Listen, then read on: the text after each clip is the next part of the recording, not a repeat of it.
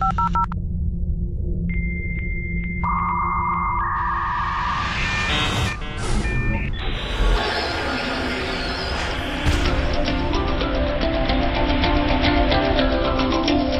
internet, the iNet, the net. You've heard of it. You've read about it. You may have even seen parts of it.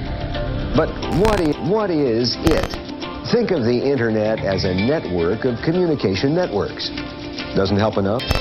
You access the internet from a variety of points and through a variety of connections. You're saying to yourself, well, now I understand this internet concept, a little this internet concept a little better, but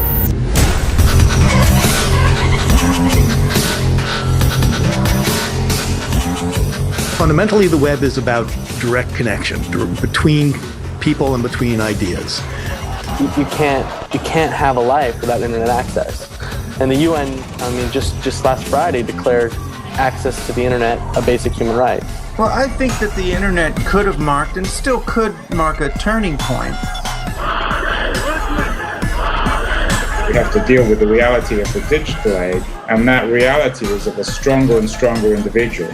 But I want to be famous. You are doing this because you want to be famous?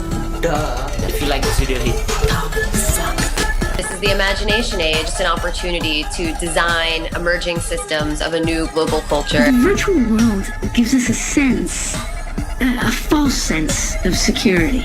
I would argue that no change in consciousness can happen without a corresponding change in technology. People do very beneficial things together, and they do very destructive things together. And the technologies enhance our ability to do both. We're transforming into something else. I mean, if we were to draw the Vitruvian Man today, we might label him the extended man, and he would be holding an iPhone.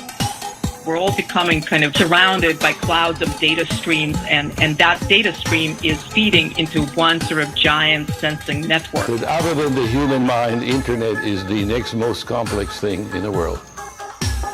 And of course, there are some people who claim that one of these days, internet will be a bigger brain than all people put together. The internet will reach a point where it is aware of itself, of its function, of its relationship to us. You have to kind of exercise your imagination to comprehend it, and you enter into a realm that has long been the realm of fiction and fantasy.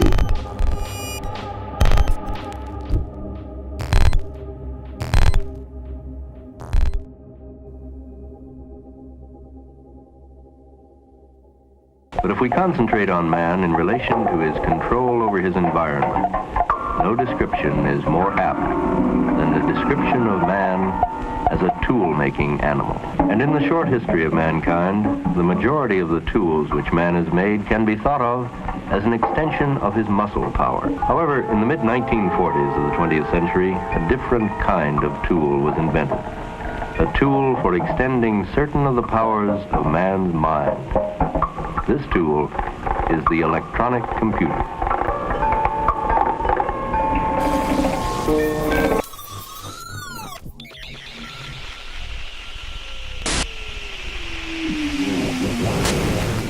The internet itself came out of a DARPA project that was basically headed up by the University of California, Berkeley. It ran and was developed mostly on Berkeley Unix, and it was free code, freely distributed so that everybody could work on it. It's because of that freedom that the internet, in my estimation, that the internet exists today. The internet carries information in the form of little containers or little internet postcards. The content, of course, is independent of the net, because as long as you can digitize information, it doesn't matter whether it's voice or video or a piece of a web page or part of an email. It just gets stuck into a packet, and the net doesn't have any clue about what it is it's carrying. The internet is technically, it's a protocol. It's a set of agreements. And the protocol basically says, this is something of an oversimplification, of course, we will pass your bits along without interfering with them, without deciding which ones go faster or slower. We will simply pass all the bits along that you sent to us, so long as you agree, this other network, all the other networks agree to do the same. The growth of the internet was entirely driven by email, and inventing communication media is really what makes us human. You can go back to our primate ancestors who were undefended, surrounded by predators. They couldn't run very fast, they weren't strong, they didn't have wings, they didn't have claws, but they were able to communicate with each other and they were able to coordinate collective action. The internet is in fact us, the people who use it. So when a message sweeps through the internet, whether it's some funny tweet or something of worldwide significance or something that's very moving, it sweeps through because we are passing the message from one person to another.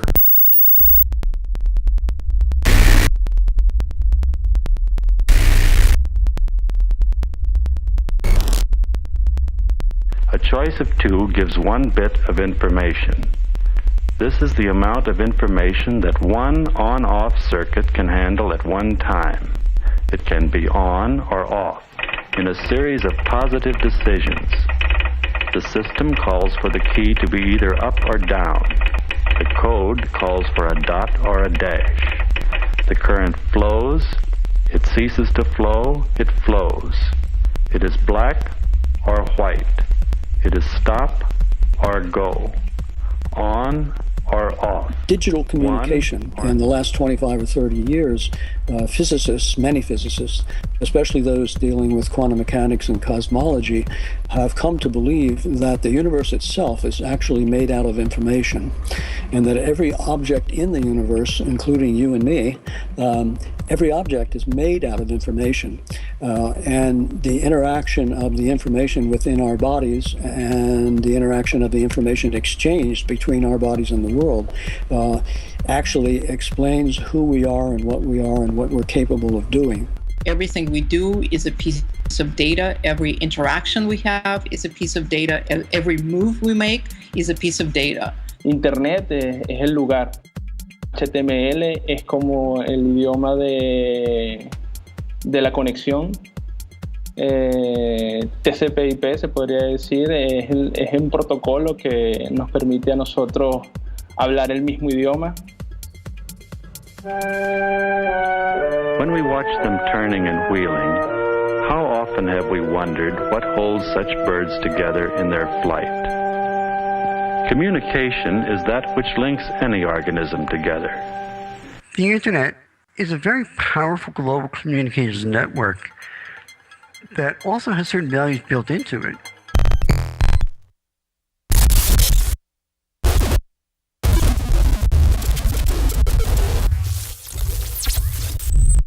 It was decided very early on that it would be a decentralized network of computers where no single computer ran the show. The entire system is very distributed, very collaborative.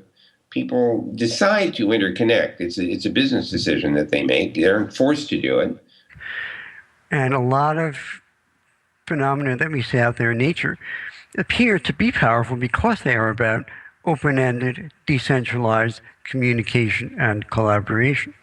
So you could say that in a lot of ways the internet is a physical expression of some of the best things that we have learned about what works in nature and what works in human nature. We're wired for connection, and I really think all these technologies, they're just extensions of us. And what is the potential of that? How can we harness all of these tools and connecting ideas and people and take the world to a better place?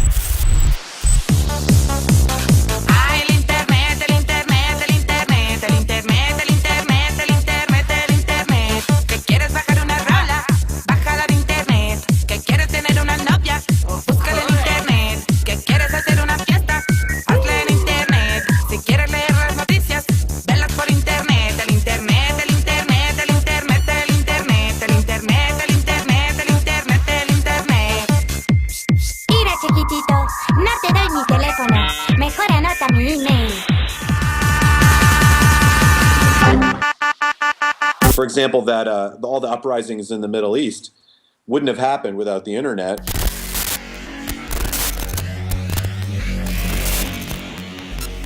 Everybody realized, if we all just connect ourselves like a bunch of ants in an anthill, we can move mountains together. And so they did. They overthrew dictators one by one, And that's just an example of what the internet can do on a global basis. And I have a feeling we're going to see that same dynamic being amplified more and more as time goes along. Cairo is a battle zone as tens of thousands of protesters hit the streets, clashing with Egyptian security forces, all demanding an end to President Hosni Mubarak's 30-year reign. The government completely shut down the internet across the country very early on Friday morning in an attempt to stop people from communicating. We are in an information war, and we are losing that war. This is Robert Foster for Rap News once again, and what an eventful past few months it's been. History has certainly been happening, pyramids trembling and regimes unraveling, dictatorships being shaken in Tunisia, Egypt, Algeria, Bahrain, and now in Libya. And in media, an army of indie pioneers has emerged to pwn injustice through the cybersphere, facing riot gear with status updates and Twitter feeds, bringing peeps to the streets in corrupt state. And while the West stands by and applauds the protest, posing as the model of freedom for the rest, the world asks, where will the revolution begin next? Wait, it's our reporter John Pilger live from the Middle West.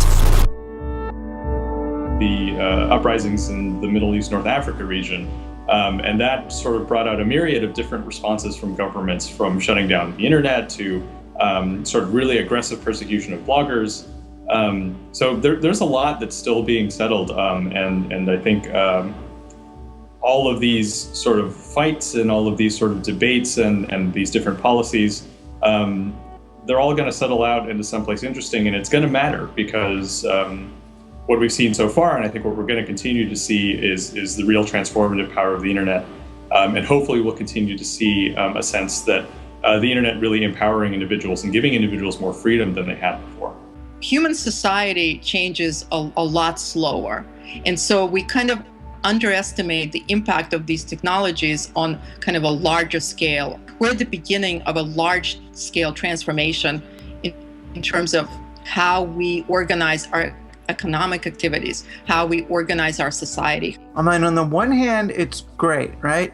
Anybody, if what they say is somehow important or catches on, what they say, whether it's still attached to them or not, can spread through the entire globe. You know, the message of an Arab dissident or a kid somewhere, anything can go everywhere. You see young people playing journalists and videotaping the horrors inflicted by dictators, in Egypt and Tunisia, and they're putting the YouTube videos and then they're being broadcast on, these bigger networks. It's changing us because it's empowering us, but I also think it's scary to the establishment because, they've had a business model that has worked for 50 years and all of a sudden they're starting to feel largely irrelevant, So I think it's frightening to the establishment, for good reason. It's in their nature to want to stay with what has worked, but you can't stop evolution. The genie's out of the bottle.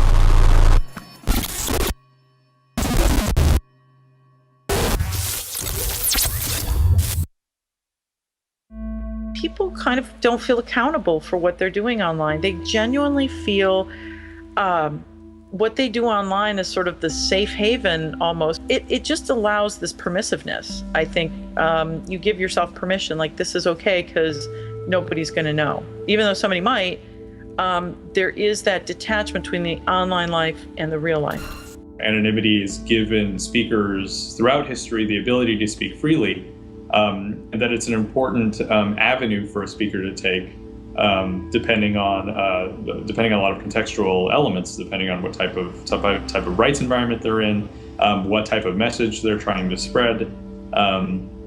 But the marketplace of ideas should function quite openly, and it should be an environment where it's real free speech. And free speech indeed depends on the existence of anonymous speech. I'm actually very grateful to Hosni Mubarak for pulling the plug on the internet in Egypt, because it illustrated to the rest of the world how vital the internet is. Like the group Anonymous that has been operating over the past several months, they've been knocking world governments offline, servers of world governments. Anonymous is simply ideas without origin. May it be a phrase, a fad, a proverb. The concept of anonymous has always existed. The diversity of anonymous is as vast as the human condition. Thus, as the way of the universe, the good with the bad, the left with the right. Anonymous is the sum of its members divided infinitely.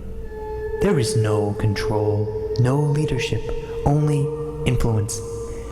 The influence of thought.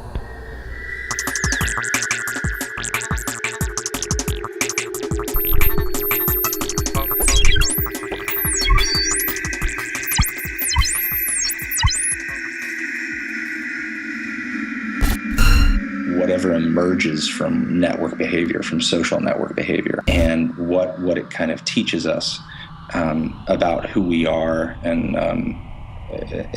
as a collection of people and what's important to us. The internet, for better and for worse, reflects who we are, how we think about things, what we're interested in, and the full range of imperfection that makes us human. If you look at the WikiLeaks fiasco from this perspective, the government has its persona, which is what its diplomats and leaders say to the television screens. It's got its shadow self, which is these secret communications between diplomats. It's got a joker figure, which is Julian Assange, who took their shadow self and showed it to the world. And now the government is faced with a challenge. Do we self-actualize? Do we start to integrate our shadow self and persona? Or do we reject it and move towards tyranny? And the reality, when we look into this mirror of humanity that is the internet, we all act in embarrassing ways. I'm all up. Come on, fire!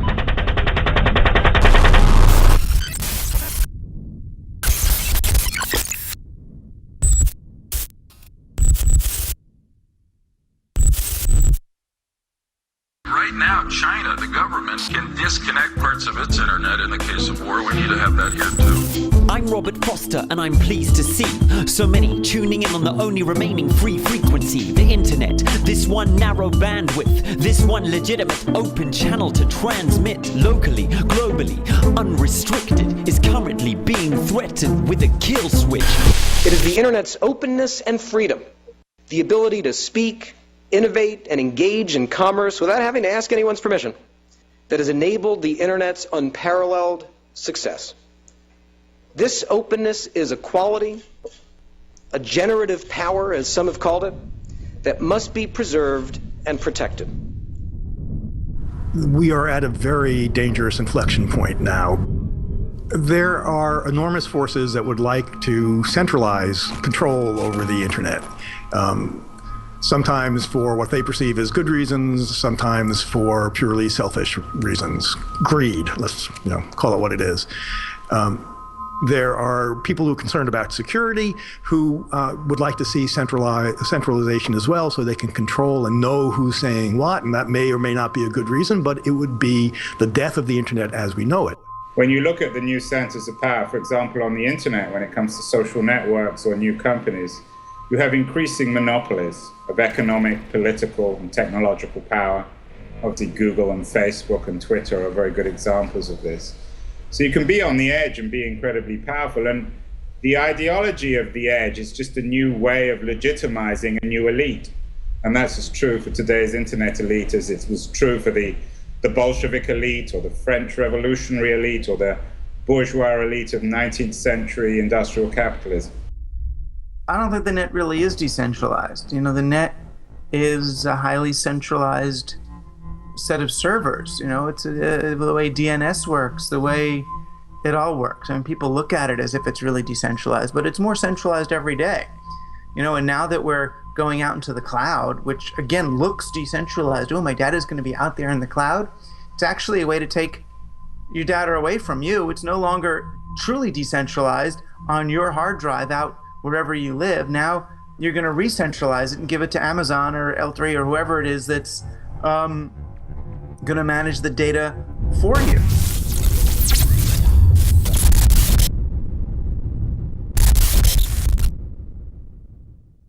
There are only 13 root servers that control the entire network, global.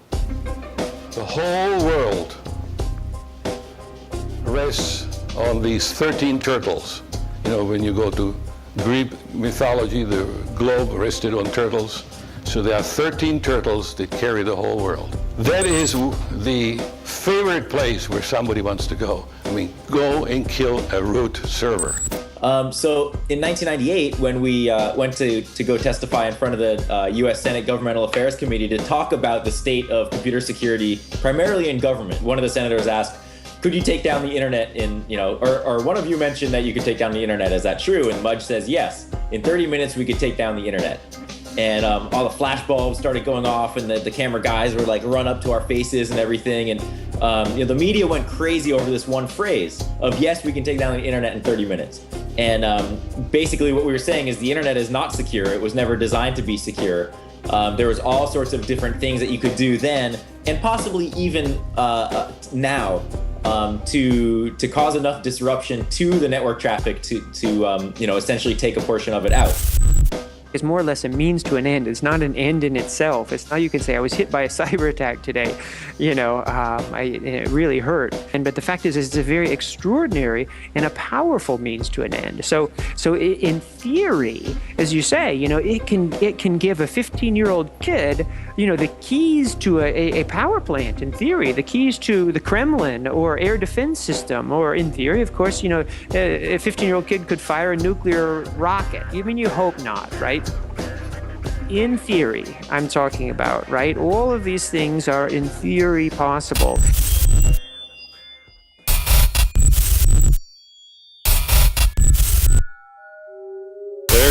There are big problems in the world. We have a great deal of hunger, and we've got wars here and there. We have people who are, living a high life, and other people have practically no life. And somehow that isn't the way I think Mother Nature planned things. Let's face it, nowadays we still have 2 billion people who don't have a solid roof over their heads and suffer from malnutrition. We have roughly, I think, about 1 billion people who still do not have access to clean water. We have a large number of people who are trying to survive in war zones. And as we can see, a large part of the world is becoming more and more explosive, namely Northern Africa and the Middle East, but also other areas such as South America and so on. En estos momentos estamos sintiendo ya de alguna manera una crisis por el desarrollo individual o un grupo de personas que toman el desarrollo para sí mismos, para su propio beneficio, de alguna manera a costa de las necesidades o beneficios que otras personas pueden obtener. 100 kinds of crises, and they are pushing us to think about why that is, what we can do about it. Мы их, они нас. Это все, конечно, очень горько пользователям, с одной стороны. С другой стороны, я считаю, что это, как я уже сказал, это отражение нашего эгоистического свойства, это нашей природы. И поэтому я уверен, что все вот эти проблемы, они должны ярко проявиться, они должны стоять перед нами как огромная одна большая проблема нашей природы, которые мы будем обязаны изменить.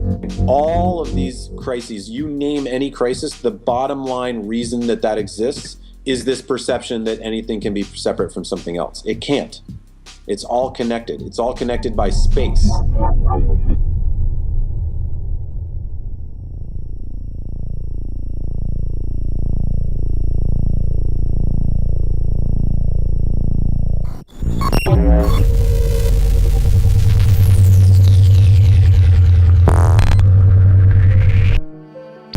A billion people do most of their mind work in a shared, interconnected space called cyberspace. So I think with the internet, we've created this framework. So all these ideas can be bumping up against each other. So I think more innovation is going to happen around some of our biggest problems. So if you can have perspectives from India, China, Africa, America, Europe around a problem, we're going to be able to come to a solution quicker. Cyberspace is bigger than any given nation state. And so when legal questions in the future are decided, they are probably going to be decided to an increasing extent what's good for cyberspace. Not what's good for Liechtenstein or what's good for Burkina Faso or the United States, but what's good for cyberspace. And that is an amazing proposition. These borders are really going to become much more of a fiction than they are today. And when the borders become much more of a fiction, then I don't think you're going to see as many problems, like you said, of financial instability in one country spilling over into another country, because there's nothing really to spill over into, because we're all sort of one world. Now add more nodes, more users, more services, more functionalities, and every single time you have one step forward, the whole system benefits. We find this phenomenon of emergent properties in a system all over the place. It is true in economics, it's true in social interactions, it's true in technological development. The internet is perhaps the quintessential emergent phenomenon. If there were not enough people out there, enough nodes, enough services, functionalities, and so forth, it will be completely useless. And the more we transfer our consciousness into the internet, and the consciousness is really is the totality of everything we feel and think and say and sort of project from us. Once we move a large enough portion of it online, then something really interesting is going to start to happen. The internet has made explicit a lot of the collective unconscious that was previously implicitly there binding us together. But by making the collective unconscious explicit, the internet will then lead to the emergence of amazing new things that weren't there before at all, just as did the evolution of language some time ago. The ability of these machines to store information, manipulate, sort, and deliver it is fantastic. And with their complex feedback systems, their memories, their almost human reactions to situations, it is understandable that they are popularly referred to as brains.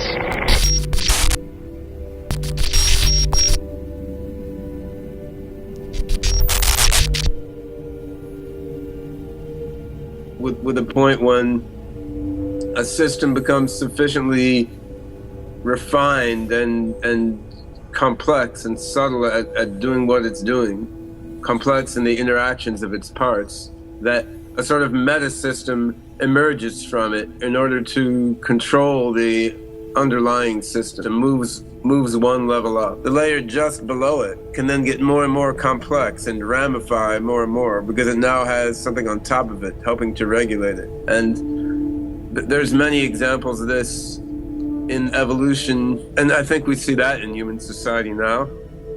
As the global brain begins to emerge, so much complexity and diversity is flourishing on the level of humans, much more so than before.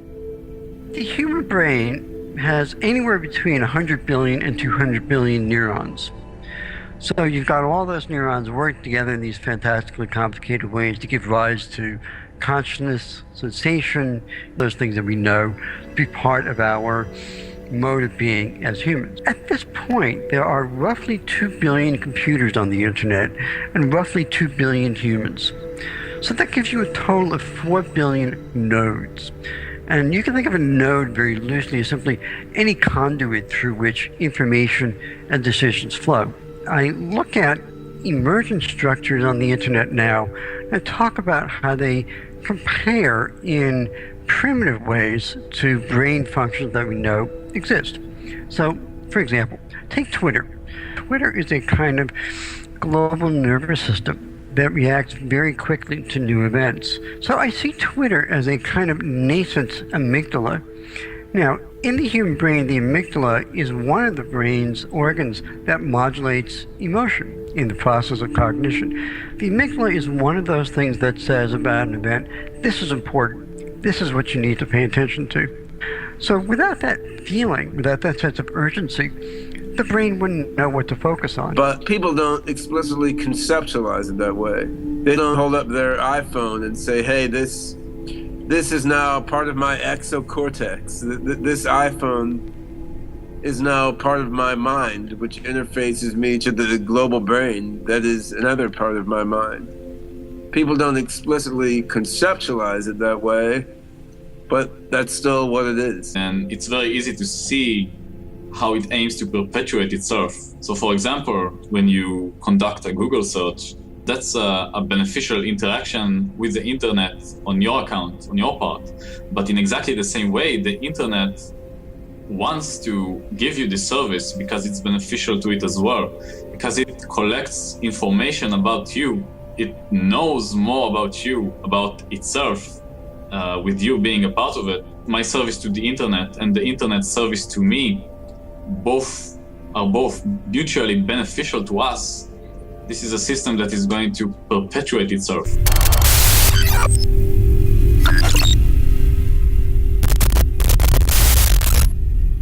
Yes, we are all nodes in something much bigger than us. You know, there is the biosphere, which is the aggregate of all of life, and then above that sits the noosphere, which is the aggregate of all human ideas and human intelligence. And the internet is a manifestation of the noosphere that was coined by Pierre de Chardin. The Global Consciousness Project taps into that possible future being, which is a kind of consciousness for the whole Earth. He used the term noosphere. It's a sphere of knowing over the whole Earth. Instead of dominion, it would be something like management at last. Так что в итоге будет образовываться такая единая система с единым глобальным желанием, которое будет выражаться через эту систему, глобальным знанием, глобальной мыслью, глобальным осознанием. The internet consciousness becomes a sort of meta-consciousness for every normal human. We have a situation where every eye on the planet can see with great fidelity what is happening on the ground at every moment. If you compare this to your normal human consciousness, this is exactly the way you operate. Something comes into your mind, and you can consciously decide that this is something that warrants more of your attention. And once you direct your attention to this perception, to this stimulation that you are receiving, then you can solve it using all of your conscious tools. And though these people seem unaware of each other's existence, neither looking nor speaking, one group meets and filters through the other, with hardly two individuals coming in contact. So constant is the flow of information, and so complex the web of communication that keeps them apart and holds them together. Increasingly, the self and the personal identity are things under our conscious control. You can sculpt your identity online in ways that you couldn't do before. On the other hand, everyone can see what you're doing. Everyone can watch you sculpt it.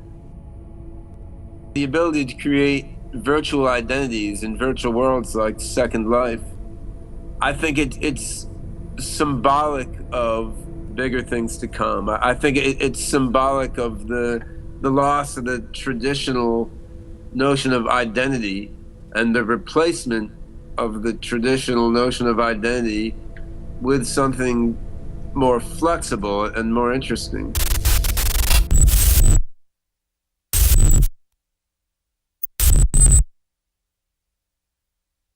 People would come in and say, well, you know, when I go online, I forget who I am in real life. And so there's definitely this sort of break with reality with whatever activity that they're choosing to do online, whether it's gambling, gaming, porn, shopping. They kind of feel a detachment, a sense of this isn't really me. Virtuality actually frees me from myself. Whether I like it or not, I am constantly thinking about me. You know, how I look, how to dress, how others see me. But I have this primary sense of self, this sense of I, and it's totally there to manage my survival. Except out in the real world, these eyes are like interwoven. So my sense of survival is inextricably tied to my other senses of I. So even if somebody insults me or makes fun of me, my primary sense of I is threatened. I overreact to situations. This is where the virtual world actually helps, because I'm well aware that I am behind a screen, that I am taken care of, I am warm, I am safe. And nothing can really threaten that primary sense of I. So now I have all this extra energy to allocate to different forms of connections because I'm not spending so much time and effort defending myself. We are born into a specific time and place with a name, with a socioeconomic bracket, with all these factors that are very much tied to our physical world existence. And until this point in the human evolution, we run the risk of being ostracized from our communities if we reject cultural mores. That is what rebellion is in large part. It's rebellion against cultural mores, against expectation. And what the digital culture enables us to do is to create identities that are both harmonious with those physical world cultures, but at the same time to construct an identity that is more authentic to who we are, to the essence of who we are. Дело в том, что мы всегда, все тысячи лет нашего развития, отождествляли себя с нашим вот этим вот животным телом. А интернет отрывает нас от этого животного тела. Когда неважно, кто я с моим телом, молодой, старый, черный, белый, желтый, красный, неважно кто и как, а я могу выражать себя изнутри себя. Этим я могу быть в этой системе. То есть не мои телесные характеристики, а мои внутренние, психологические характеристики, они переходят в эту систему. То есть мы отрываемся уже от нашего животного тела и позиционируем себя как «а кто я?». Не мое тело, а я человека находится в этой системе. The internet has not only facilitated but highlighted the fundamental importance of internal contact between individuals, while at a certain point, maybe in the past, there has been too much emphasis, too much importance attached to the externalities. Ultimately, human beings are mental animals.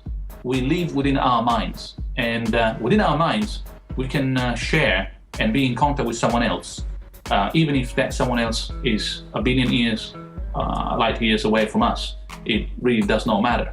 To me, interfacing with the network is less about the feeling of exploring some sort of new territory, but I guess it feels much more like I'm facing internally, like that in some way there's reflections inside of this kind of like mass participatory behavior or social behavior that ultimately kind of like yields clues about what it means to be alive and why we should be here. А часть затем из виртуального мы уже будем переходить к духовному подключению между собой.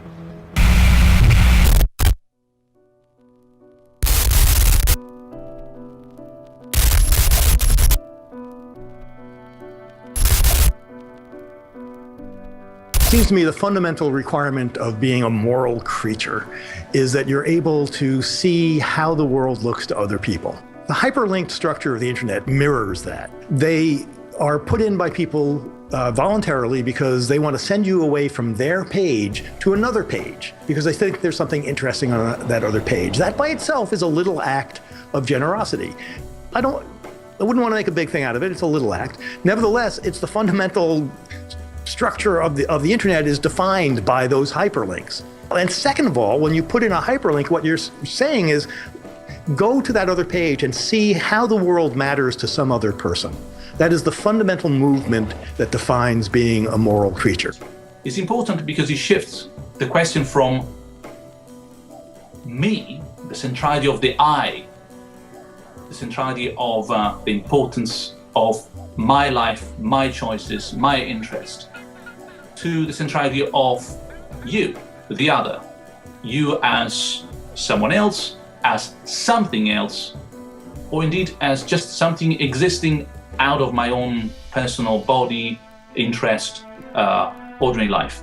And if we shift that outside the centrality of the picture, place ourselves around on the sort of periphery of the whole game, and place at the center what we care about, anyone in society is contributing to the well-being of the whole system. It's just that we need to take a moment to realize that it is not us at the center of the picture. Every time each of us is thinking about what's right and wrong, what should be done and shouldn't be done, but it's the system as such. In the virtual world, we can experiment with different forms of connection that we're not usually used to. And it's a pure connection. It's a 100% connection because there's an awareness that the node must care for the system, that everybody is needed in order for the system to survive. The programmers, the people who create the land, the people who design the avatars. In this, we're actually equal. In our mutual concern for the system, we are identical. Мы не решим окончательно, что мы должны из этого состояния выбраться, изменяя себя, не ухищряя интернет какими-то дополнительными проверками, системами и так далее, а менять самого пользователя, а не систему связи эгоистическую его с другими.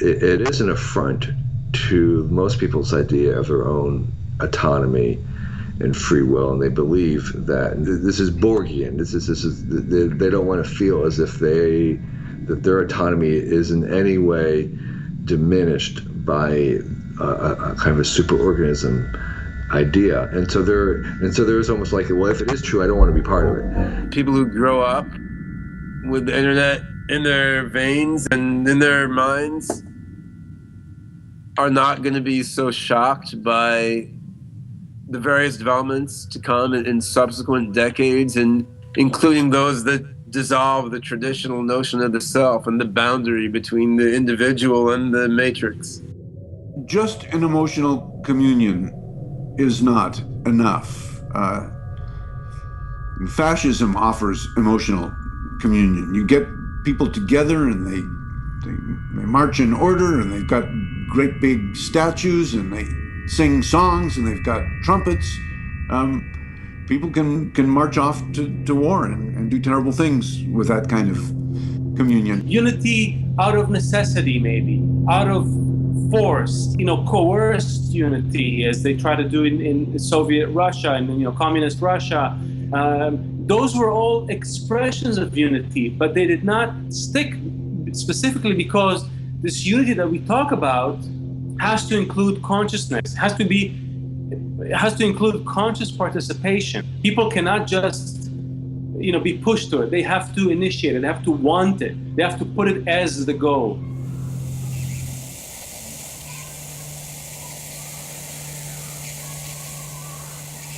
It is stop or go, on or off, one or none, go or no go, or black or white. In order to transmit the image, it had to be broken down to many points of decision, black or white. We know that such a limitation is not at all restricting if enough decisions are made. In this case, 500,000 decided points give fair rendition. 1 million would be better.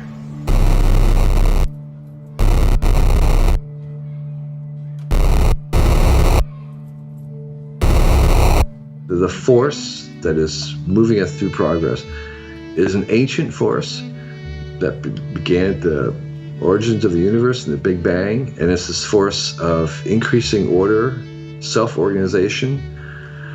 It began with the organization of the galaxies, which are persistent, and then stars, which are persistent. The technology is an extension of that. So technology is the extension of the same life forces, increasing the degrees of freedom, increasing the evolvability of the system, increasing complexity. And we are alive at that moment when we are kind of almost like this superorganism is organizing itself, and it's being born. We're kind of at the birth of this superorganism of connecting all the people to all the people on Earth, and all the things that we make. And the internet acts just like your neural network in your brain. It acts like clusters of galaxies. It acts like the root system of a rhododendron. It's infinite interconnectedness, kind of a modern technology version of structure that's been around, inherent in the structure of the universe for a very long time. And we emerged out of nature, so maybe we are a way for the universe to know itself. The universe is moving towards self-understanding via us. We're not separate from it, we are it. В итоге использования веб-сети мы придем к раскрытию внутренней сети между нами.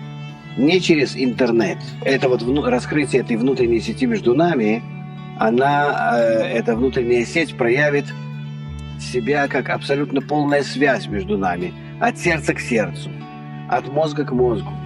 А между собой непосредственно связанные через не виртуальные, а через духовные связи.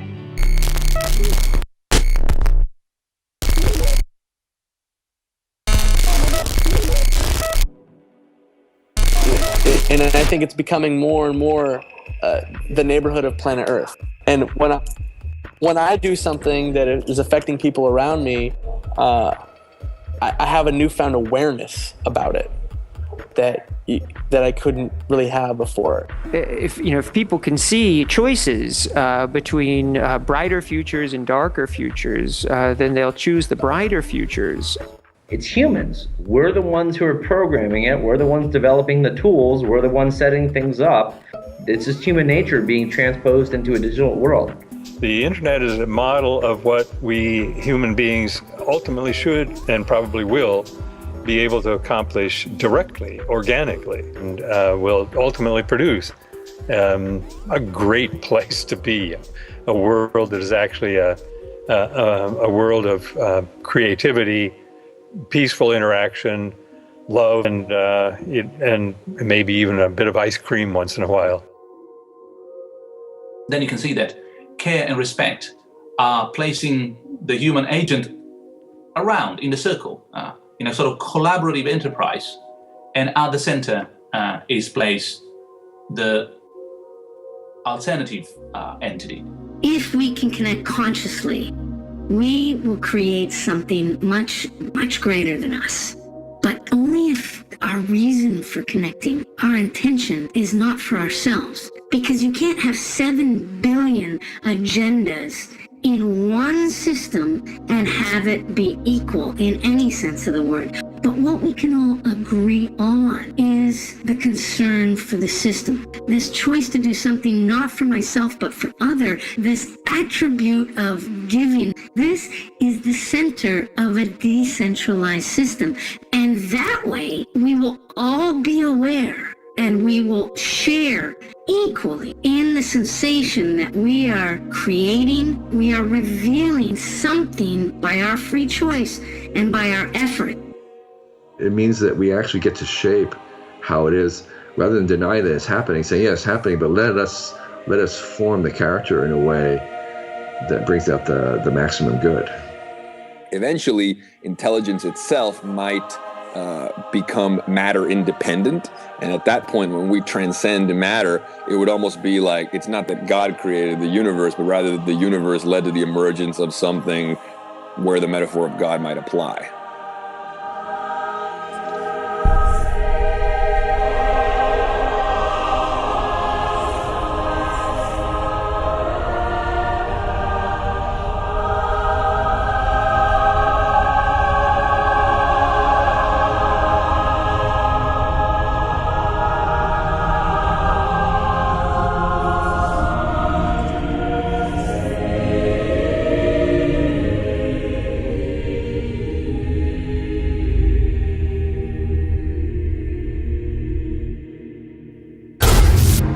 Is information. The proper use of it can bring a new dignity to mankind.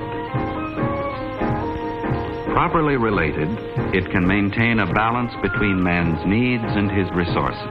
The computer, as with any tool, the concept and direction must come from the man. The task that is set and the data that is given must be man's decision and his responsibility. The Internet, providing an essential gateway to the information age of the 21st century. The world of information is yours for the taking.